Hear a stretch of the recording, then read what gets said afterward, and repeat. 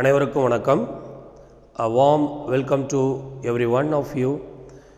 In this session, I am going to teach you about pollination. The subtitles are self-pollination, cross-pollination, contrivances of cross-pollination, agents of pollination, anemophily and hydrophily. Pollination is a wonderful mechanism which provides food, shelter, etc. for pollinating animals. Many plants are pollinated by a particular animal species and the flowers are modified accordingly, and thus there exists a co-evolution between plants and animals. In this picture you could see the flower having the structure of a female insect. So the male insect think that it is the female insect and start copulating. In this pseudo-copulation act, pollinate the flowers.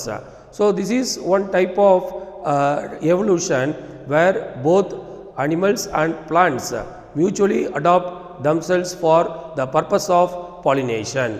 The stamens and pistil of the flowers are spatially separated, a mechanism which is essential for pollen grains to reach the stigma is needed.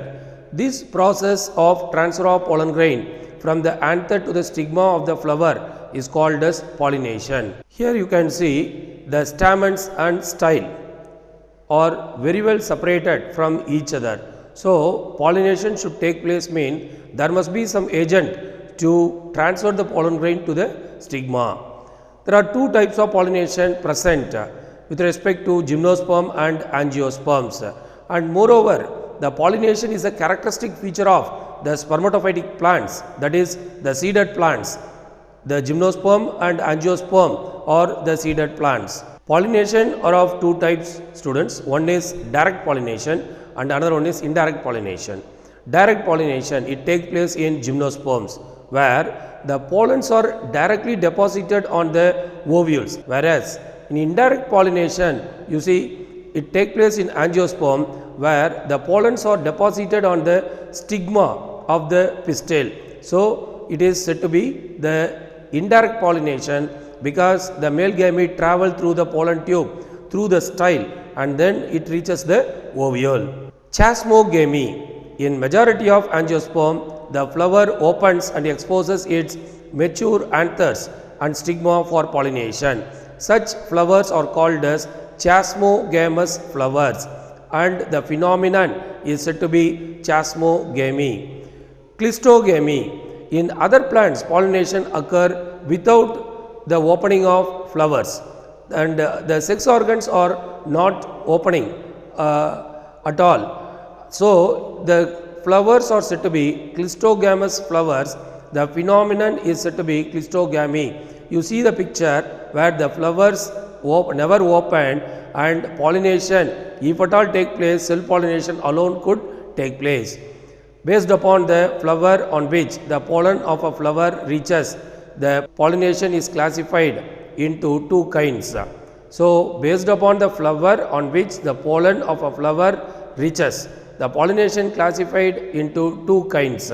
They are self-pollination and cross-pollination. Self-pollination is otherwise called as autogamy. Cross-pollination is otherwise called as xenogamy or allogamy. Self-pollination or autogamy. In Greek, auto means self, gamos means marriage. So it is self-marriage, we can say like that. According to a majority of botanists, the transfer of pollen on the stigma of the same flower is called as self-pollination or autogamy. You can see the picture where the pollen grain from the anthers of a flower deposited over the stigma of the same flower, so we call it as self-pollination. Adaptation for self-pollination. In order to promote self-pollination, the flowers of the plants have several adaptation or mechanisms. They are clistogamy, homogamy, incomplete dichogamy. So these are the adaptations that we are going to learn. Clistogamy. In clistogamy, clisto refers closed in Greek. The same way gamos, you know very well, marriage. So in clistogamy flowers, it never opens and exposes the reproductive organ, and thus the pollination is carried out within the closed flower. Camelina, viola oxalis are some of the examples for clistogamous flowers. Camelina bengalensis is an example. Here we are going to discuss. In Camelina bengalensis, two types of flowers are produced, aerial and underground flowers. You can see the picture, aerial and underground flowers are produced. The aerial flowers are brightly colored in Chasmogamous Camelina bengalensis and it is insect pollinated. Homogamy. When the stamens and stigma of a flower mature at the same time, it is said to be homogamy. It favors self-pollination to occur. Example, Mirabilis jalapa and Catharanthus roseus. Incomplete dichogamy. In dichogamous flowers, the stamens and stigma of a flower mature at a different time. Sometimes the time of maturation of these essential organs overlap so that it becomes favorable for self-pollination. Cross-pollination, it refers to the transfer of pollen grains on the stigma of one flower to the stigma of another flower. The cross-pollination is of two types. One is geitonogamy and another one is xenogamy. First one is geitonogamy. When the pollen deposit on another flower of the same individual plant, it is said to be geitonogamy. It usually occurs in plants which show monoecious condition where unisexual flowers are present on the same plant. Definitely in this condition, geitonogamy alone can take place. You see the geitonogamy, it is functionally cross-pollination but is similar to autogamy because the pollen comes from the same plant. So, it is not genetically different. That is the reason why it is similar to autogamy, they say. Xenogamy, when the pollen coming from the anthers of genetically different plant and deposit over the stigma of another plant, then it is called as xenogamy. But another plant means they should belong to the same species, then only it is called as xenogamy. Contrivances of cross-pollination, it means what are the adaptation the flowers and plants develop in order to promote cross-pollination is called as contrivances of cross-pollination. It can be asked in one essay question. Now, the list of contrivances, first one is unisexuality.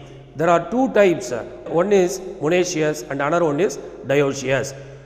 Then second one is monocliny or bisexuality, under which there are four subtitles, four categories we are going to discuss. They are dichogamy, in which protandry and protogyny are the two types.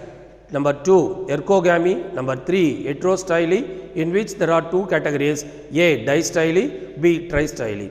4. Self-sterility and self-incompatibility. Dicliny or unisexuality, when the flowers are unisexual, only cross-pollination is possible. There are two types. One is monoecious. Here you can see the male flowers and female flowers are present on the same plant. Then it is said to be monoecious. Example, coconut and bitter gourd, where geitonogamy can take place. Dioecious, male and female flowers of different plants. Male flower present in a male plant and female flower present on the female plant. Example, borassus, carica papaya and date palm. Here both autogamy and geitonogamy are totally prevented. Second one is monocliny or bisexuality. Flowers are bisexual and the special adaptation, though they are bisexual, special adaptations are there for the plants to prevent the self-pollination and promote the cross-pollination, in which the first one is dichogamy. In bisexual flower, anther and stigma mature at different time, thus checking the self-pollination. Again, it is of two types. Dichogamy, protandry, example, clerodendron and helianthus also, in which you can see the stamens mature fast, afterwards you see the style matures. By the time stamens are bending downwards. Next one is protogyny. In Scropularia nodosa and Aristolochia bracteata, stigma matures first, you can see in the diagram, and then stamen mature. Then it is called as protogyny. Proto means first, gyne means gynoecium. Gynoecium matures first. Hercogamy. Here in bisexual flowers, the essential organs, the stamens and stigma are arranged in such a way that self-pollination becomes impossible. Example, Gloriosa superba. In Gloriosa superba, you can see from the diagram, the stamens are present away from the style. Otherwise, the style is reflexed away from the stamens. So, there is no possibility of self-pollination, and the flowers are also brightly colored. So, the insects are attracted. So, insect pollination can take place. Hercogamy in hibiscus. Here you can see in the hibiscus flower, the stamens and style are far away from each other. Moreover, the style is above the stamen. So, the stamen produce the pollen grain which cannot reach the stigma, so that the self pollination is totally prevented. Heterostyle. Some plants produce 2 or 3 different forms of flower that are different in their length of stamens and style. Pollination will take place only between the organs of the same length. Then it is called as heterostyle. First, distyle. The plant produces 2 forms of flower with respect to the style length. One is pin flower. Pin flower is having long style, long stigmatic papillae, short stamen and small pollen grains. Whereas thrummide flower, thrummide or short style, small stigmatic papillae, long stamens and large pollen grains. Now you can see in primula. In primula, the stigma of the thrummide flowers and the anthers of the pin lie in the same level to bring out the pollination. Similarly, the anther of thrummide and stigma of pin 1 is found in the same height. This helps in effective cross pollination. You can see the pin flower. The pin flower style length is equivalent to the stamen length of the thrum flower. In the same way, the style of thrum flower is same to that of the stamen of the pin flower. So, definitely cross pollination only can take place. In tristyle, the plant produces 3 kinds of flowers with respect to the length of the style and stamens. You can see normal style with normal length, and one style is long style and another style is short style. So, definitely you can see if you take the normal style, the normal style is having short stamen and long stamen. The short stamen can fertilize, the pollinate the pistil or the stigma of the 2 other flowers. In the same way, long stamens of this flower can pollinate 2 other flowers carrying long pistils. So, here cross pollination alone can take place. No self pollination is possible. Example, Lythrum. Self-sterility or self-incompatibility. In some plants, when the pollen grains of flower reaches the stigma of the same plant, it is unable to germinate or prevented to germinate on its own stigma. Then it is called due to that rejection reaction. Example, Abutilon passiflora. It is a type of genetic mechanism. So, pollination, here are 2 types, self-pollination, cross-pollination. Now, we are going to study about the agencies which facilitate the cross pollination.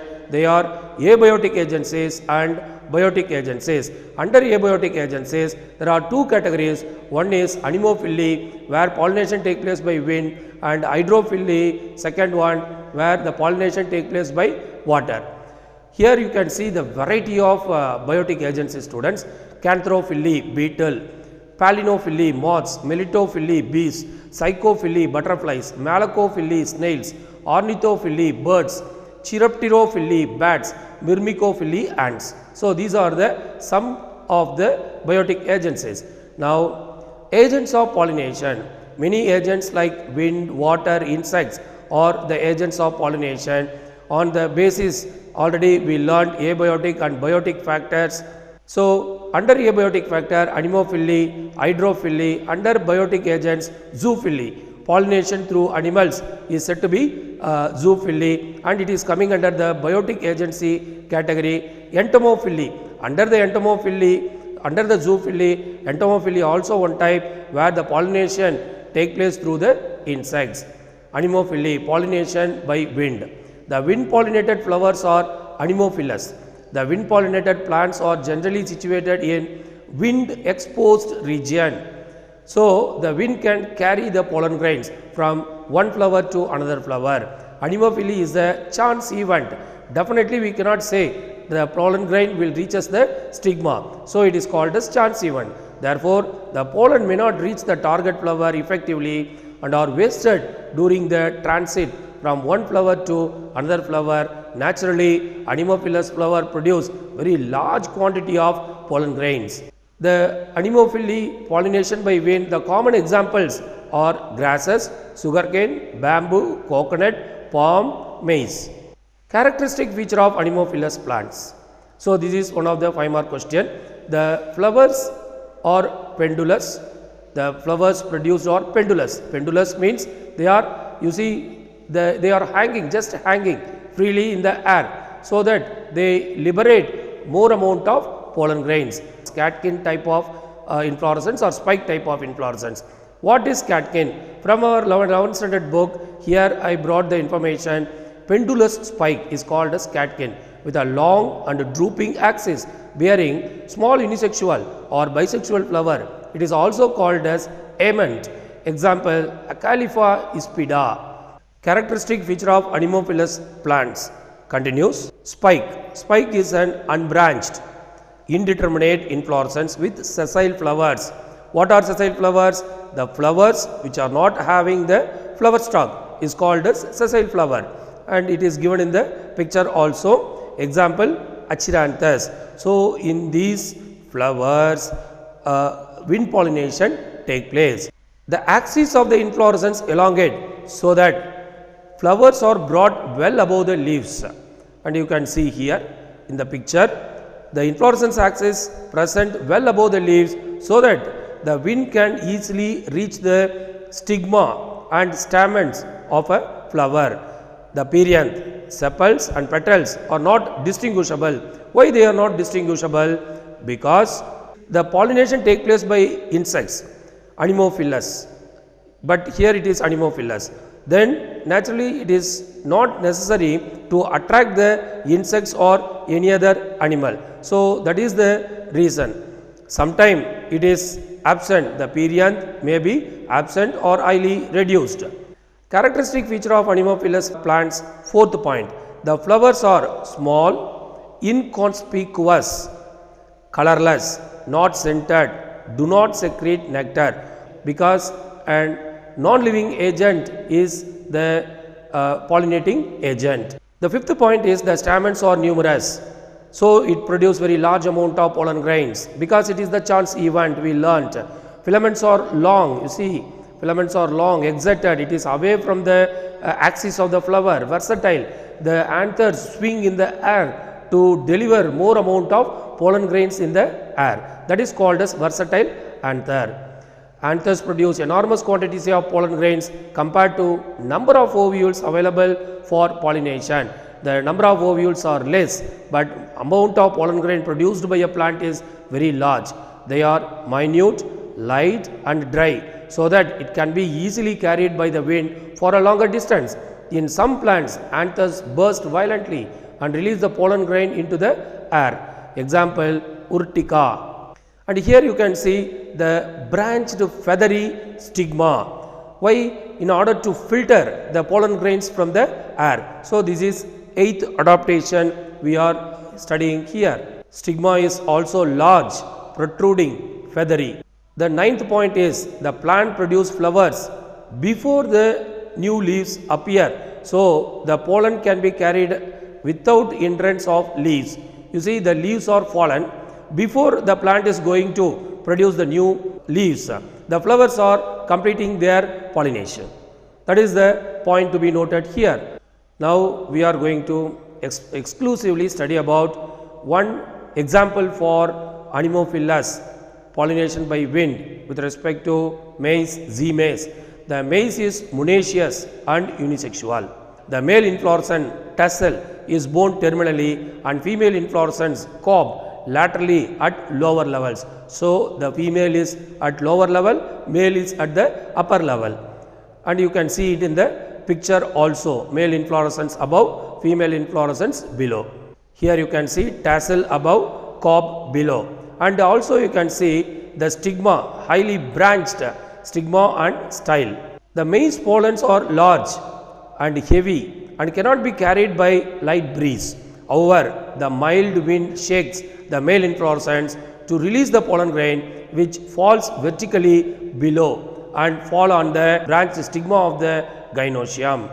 Pollination in maize, Z maize continues. The female inflorescence has long stigma, silk in nature, measuring up to 23 centimeter students in length, which projects beyond the leaves. So the pollens drop from the tassel is caught by the stigma.